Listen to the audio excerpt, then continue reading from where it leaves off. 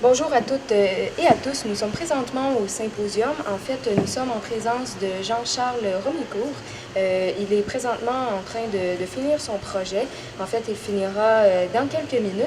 On veut savoir un peu comment ça se passe avec lui. Bonjour. Bonjour. Expliquez-moi un peu l'ambiance ici. Comment vous sentez-vous? Vraiment bien, on est très bien reçus au symposium. Après, c'est des conditions de travail quand même très intéressantes puisqu'on est en contact avec le public pendant un mois. Normalement, on est dans notre atelier, on produit nos pièces et finalement on vient les amener pour une exposition. Là, l'exposition, les gens la voient se construire. Donc, ce qui est vraiment intéressant, c'est qu'on a des gens de Charlevoix qui viennent tout au long de ces 31 jours pour voir dès le début qu'on ajoute notre stock, on a nos matières premières, rien n'est encore fait, et qui viennent parfois tous les jours ou tous les 3 jours pour voir comment les choses évoluent, comment les projets peuvent changer en cours de route, des nouvelles idées. Donc là, c'est vraiment un rapport privilégié, je pense, avec le public. Est-ce que c'est votre premier symposium? Oui, c'est mon premier symposium. Puis en fait, là, vous dites que c'est spécial parce que, bon, les gens voient l'évolution. Pensez-vous que c'est une évolution différente pour chaque personne? Oui, parce qu'après, on a tous un rapport différent de pratique. On peut très bien arriver au symposium avec une idée très claire de ce qu'on va faire, et finalement, le public va juste voir comment la chose se fait étape par étape. Dans mon cas, je suis arrivé avec une idée, une première idée, mais j'attendais de voir l'espace, de voir comment on pouvait circuler à l'intérieur du lieu, de voir les lumières, plein de choses comme ça, qui font que j'avais une idée vaste. Mais là, depuis mon arrivée, j'ai changé énormément de détails. Il y a plein de gens d'ailleurs qui sont passés en disant « mais vous n'avez pas prévu de peinture des murs, finalement ils ont été peints ». Il y a plein de choses qui changent. Donc je pense que pour chaque personne, vraiment, il y a une approche personnelle du symposium. Parlez-nous un peu justement de votre plan de base. Quel était votre plan concrètement? Mon projet, c'était de produire une série de maquettes autour de l'histoire de l'architecture et de l'architecture des utopies. Globalement, ces architectures-là, c'était censé incarner des mondes idéaux, des cités, des villes idéales. Et en arrivant ici, déjà, la raison pour laquelle, par exemple, on peut voir, j'ai posé un plancher et j'ai peint les murs, c'est que je voulais éviter d'avoir une série de socles avec plusieurs maquettes qui pourraient se promener à l'intérieur. Ça n'invite pas le spectateur. Donc là, je suis en train de reconstituer tout un cabinet d'architectes. Le but, c'est aussi de créer un lieu qui soit accueillant, qui invite le spectateur à venir. Et à défaut d'être dans un travail d'explication où chaque pièce mérite une explication, là, c'est de créer une ambiance générale qui permette au spectateur globalement de se sentir de quoi il est question sans pour autant avoir la nécessité d'aller expliquer chaque œuvre, qui est quelque chose de plus personnel et de plus chaleureux qui se passe seul.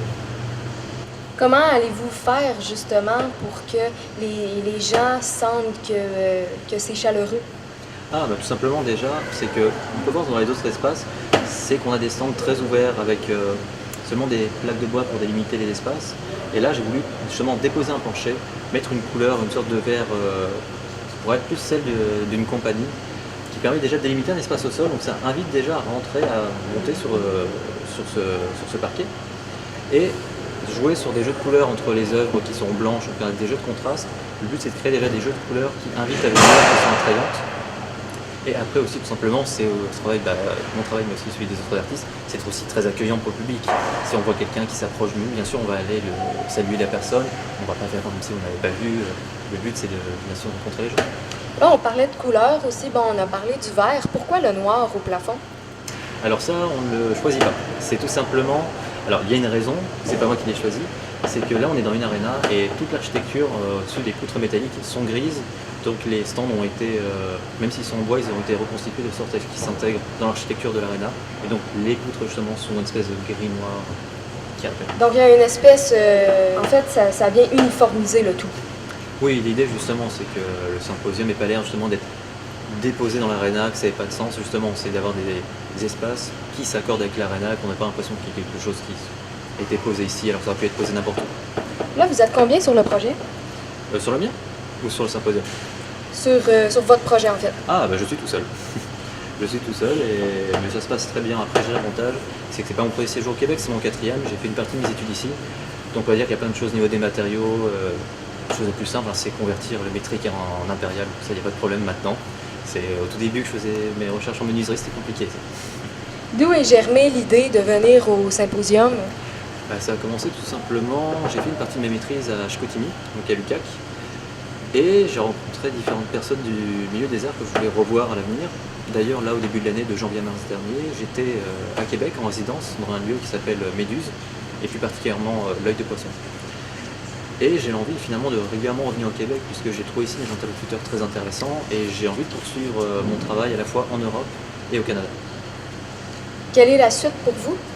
Alors la suite, l'année prochaine, normalement j'ai 2 expositions à Milan, en Italie. Et d'ailleurs justement l'espace qui est ici, on pourrait dire que lui-même est une maquette, puisque ce sera des espaces beaucoup plus grands, pour lesquels j'ai pris une scénographie similaire à celle qui est ici.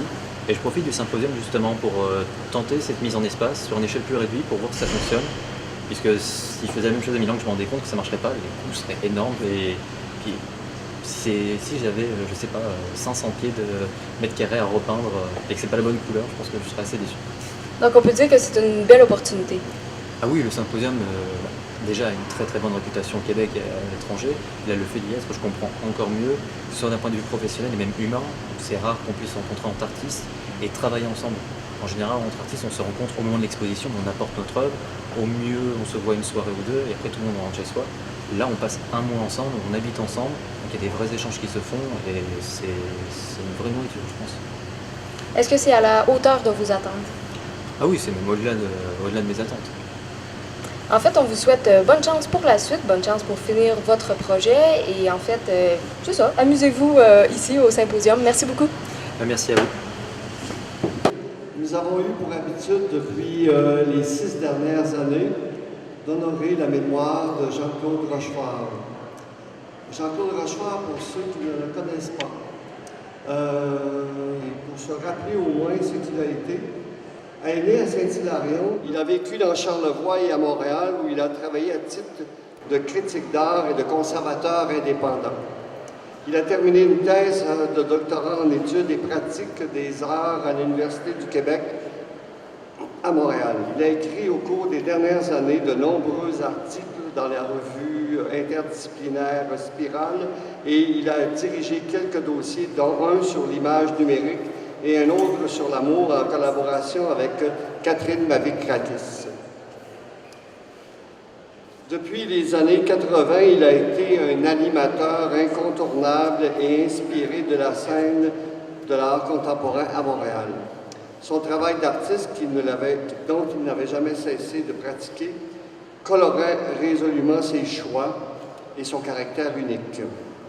Jean-Claude Rochefort a été aussi collaborateur et critique d'art au journal Le Devoir. Sa plume, d'une redoutable indépendance, analysait les choses avec intelligence et acuité. En 2006, il avait créé le Centre international Art, Nature et Paysage à Saint-Hilarion de Charlevoix, un centre d'exposition et d'hébergement qu'il souhaitait dédié aux artistes et à la population de Charlevoix. J'ai eu comme directeur du musée à collaborer de façon spéciale en 2006 avec M.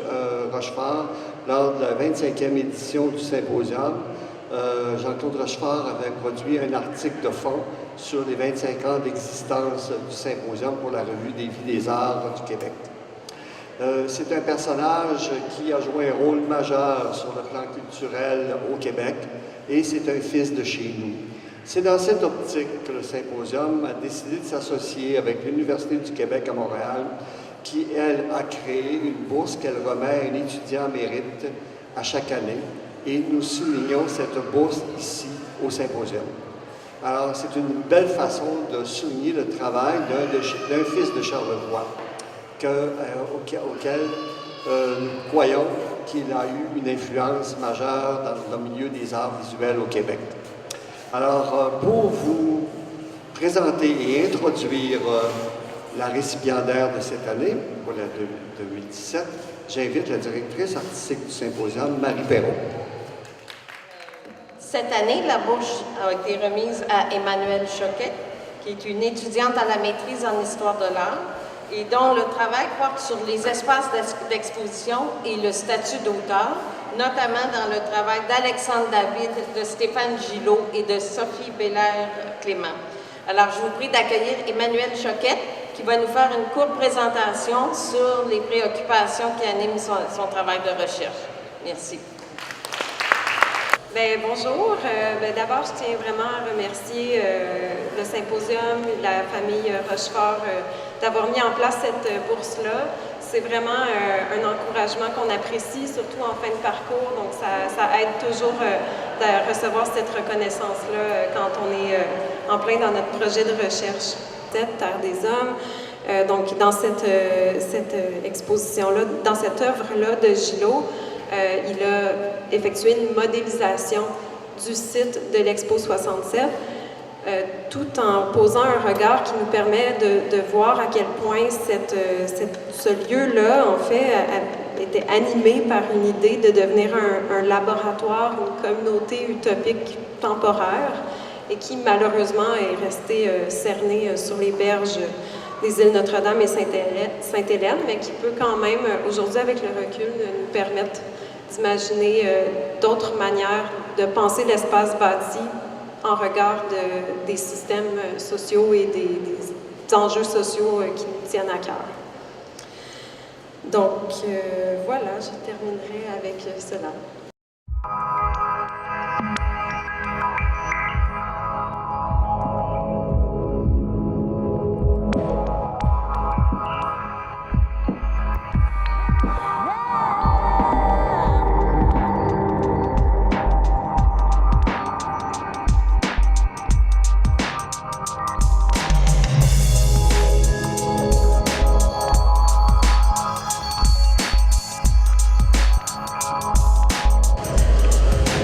Nous sommes présentement avec Vicky Sabourin, donc on veut en apprendre un peu plus sur la présentation qu'on vient de voir. Bonsoir. Bonsoir. En fait, pouvez-vous nous expliquer l'objectif de votre présentation artistique? Oui, donc ce soir, j'ai présenté Apprendre à disparaître. Puis, donc c'est une pièce qui est avec deux parties, deux chapitres. Il y avait une partie avec des faucons, puis une partie avec des pigeons. Puis c'est sur notre crainte en tant qu'être humain de disparaître. Puis souvent dans les contes ou dans les films, il y a souvent des histoires où un personnage va disparaître ou va utiliser, je sais pas moi, une cape magique pour être invisible.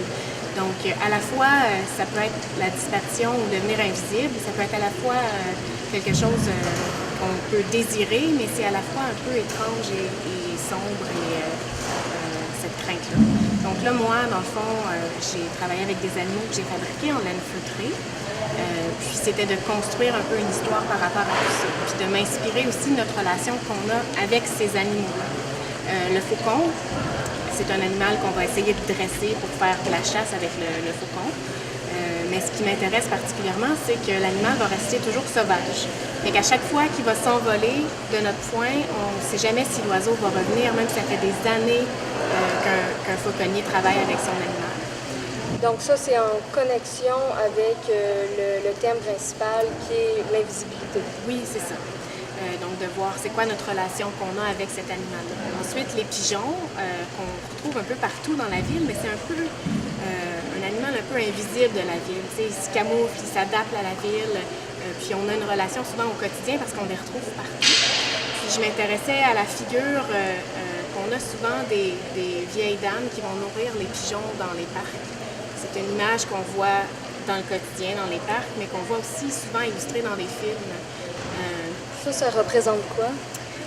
C'est un peu notre crainte qu'on a en tant que société quand on se lance dans une carrière, par exemple, d'aboutir un jour sans maison, sans enfants, sans famille, sans amis, sans un sou, avec seul pour amis les pigeons qu'on va nourrir. Donc ça parle un peu de solitude.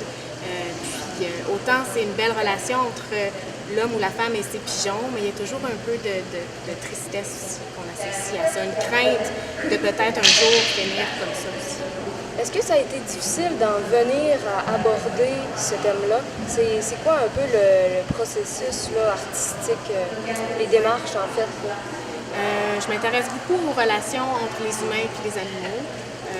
La perte, le deuil, c'est aussi souvent présent dans mon travail. Donc, l'idée de la disparition, ça vient un peu aussi sous ces grands thèmes-là. Donc, c'est en faisant des recherches, en m'intéressant à l'animal, puis comment qu'on interagit en tant qu'être humain qui m'amène à découvrir quelle facette de notre relation avec cet animal-là je veux développer. Puis mon travail, je le vois un peu comme des fables. Donc, c'est pas juste de dire c'est notre relation homme-animal. On peut le lire aussi comme une relation entre êtres humains aussi. Là, on sort de la présentation, on se sent presque calme, on se sent presque paisible ou on se demande, en fait, dans l'interrogation, est-ce qu'il y a un objectif de transmettre quelque chose au public? De transmettre, c'est plutôt d'amener les gens dans mon univers. Donc, de leur faire vivre une émotion, que ça stimule une réflexion, puis de les amener dans mon univers. Puis oui, il y a quelque chose d'assez posé, d'assez calme dans tout ça. Puis j'espère qu'un élément de ce qu'ils ont vu va peut-être leur rester dans leur mémoire, puis que ça va faire son bout de chemin, que ça va grandir en eux. Fait qu'il n'y a pas nécessairement une réponse à trouver, c'est plus de stimuler une espèce de quête en soi. Quand vous ramassiez là, avec votre petit balai, en fait, c'était quoi, pourquoi en fait? Oui. Normalement, cette action-là, moi, quand je performe, c'est souvent très long. Je fais ça pendant de 3 à 4 heures de temps. Donc là, c'était une version un peu plus condensée. Ce qui fait que normalement, puis les gens ne sont pas nécessairement invités à rester pendant les 4 heures. Je ne m'attends pas à ce qu'ils restent là tout le long. Je vais être dans un espace, les gens y rentrent, ils repartent quand ils veulent. Puis normalement, je fais le geste de nourrir les pigeons puis de ramasser les graines comme dans un cycle un peu infini. J'aurais continué à lancer les graines aux pigeons, puis je les aurais re-ramassées. Donc, il y a cette idée-là de gestes qui se répètent, comme tout, qui se répètent dans le temps. Puis il y a l'idée de cycle aussi. Elsa Ferry et Anastasia Bolchakovac sont toutes deux passées aux études supérieures pour approfondir leurs connaissances en art plastique. Depuis 3 ans maintenant, elles se sont penchées sur la question de l'alimentation de demain avec plusieurs projets comme celui d'Horizon 2050. Elles offrent des mises en scène très scénographiques jusqu'au 27 août dans le cadre du symposium. Bonjour! Bienvenue dans le stand du cabinet de fumisterie appliquée, ici au 35e symposium de la baie de Saint-Paul. Le cabinet de fumisterie appliquée présente le projet intitulé Horizon 2050. C'est un projet qui aborde la question de l'alimentation de demain, qui s'en inspire en tout cas, à travers tout ce qui se dit aujourd'hui dans la presse, à travers tout ce qu'on observe dans les supermarchés. Donc on a pris des exemples comme le poisson génétiquement modifié, qui est déjà réel aux États-Unis puisqu'il y a du saumon GM. Les textures de fermentation microbienne, les produits à base de verre, d'insectes, l'eau dessalée. Et finalement, la question était aussi de savoir ce qu'on fait de tout ça. C'est aussi un prétexte pour se mettre à sculpter, à créer des formes, des volumes, mais aussi des environnements. Les gens sont très curieux de savoir à partir de quoi sont faites les choses. Donc on passe beaucoup de temps à leur expliquer les divers matériaux qu'on peut utiliser et du coup élargir un peu parfois la vision de ce que peut être un geste de sculpture. Un regard porté sur notre environnement immédiat dans lequel on puise souvent nos formes et nos inspirations. Voilà, donc on peut récupérer toutes sortes de matériaux. Le latex nous intéresse particulièrement. On peut autant ramasser de la poudre de nettoyage qu'utiliser de la lessive, de la litière savon, pour chat, de la roue de vélo. Des croquettes pour chiens. Un but autre qu'artistique, non. Le but est l'art, c'est la création et le questionnement du processus créatif. Voilà. Et l'alimenter, et le faire vivre et le faire coexister avec la réalité. Oui, et puis questionner aussi les frontières entre la fiction, la réalité. C'est là aussi que les personnes qui viennent nous voir réagissent, c'est aussi dans ce registre-là. Est-ce que c'est vrai? Est-ce que c'est faux? Nous avons choisi de ne pas réaliser une scénographie prévue à l'avance parce qu'il s'agissait, la spécificité de ce dispositif, c'est et être en cours de travail et en même temps discuter avec le public. C'est-à-dire qu'on peut se mettre à tâtonner, à expérimenter, à rater les choses. Oui, voilà, devant le public. Des moulages ratés, ça ce sont des cannelés pas jolis. Voilà, dans la grande surface, on ne pourrait pas en vendre des comme ça. Alors bon, pour l'instant, il reste, mais là, il y a une nouvelle série qui se prépare, qui seront succulents sans erreur. Il y a un petit coin de présentation d'échantillons divers et variés pour les sensibiliser aussi à notre plaisir de la composition, à l'importance de l'utilisation des packaging, divers et variés, parce que voilà, dans la société, il y a des plateaux repas, des assiettes, des pochons, des boîtes. Oui, le blanc, nous aimons bien le blanc, parce que le blanc, c'est comme une toile vierge. Oui, oui. Et comme nos choses sont très minimales, il ne faut pas qu'il y ait de court-circuit, il ne faut pas que ça sature plus que ça. Donc souvent, nous optons pour le blanc. Le blanc, c'est le potentiel aussi. Et c'est l'absence, en fait, c'est l'absence de mur aussi, le blanc. Ouais. Il y a quelque chose qui est de cet ordre-là. Imaginez une espèce de poche où pourraient se reproduire des larves. Hein, et elle est réalisée à même le mur, et pourquoi pas, dans un futur un petit peu de science-fiction, on pourrait très bien imaginer qu'à domicile, nous aurions comme ça des poches pour des sources de protéines. Culture d'insectes à domicile, comme nous avons des potagers maintenant. Pourquoi pas avoir des cultures de chenilles chez soi. Si on sort de notre culture occidentale, la consommation des vers est pratiquée de façon ancestrale déjà, d'une part, et puis c'est très courant dans certains pays asiatiques. C'est une bonne alternative à la consommation de la viande rouge. Ce sont des choses qui ne sont pas de l'ordre de la fiction. Après, le plaisir de sculpter des petits vers, ça c'est une histoire qui nous est propre. Voilà.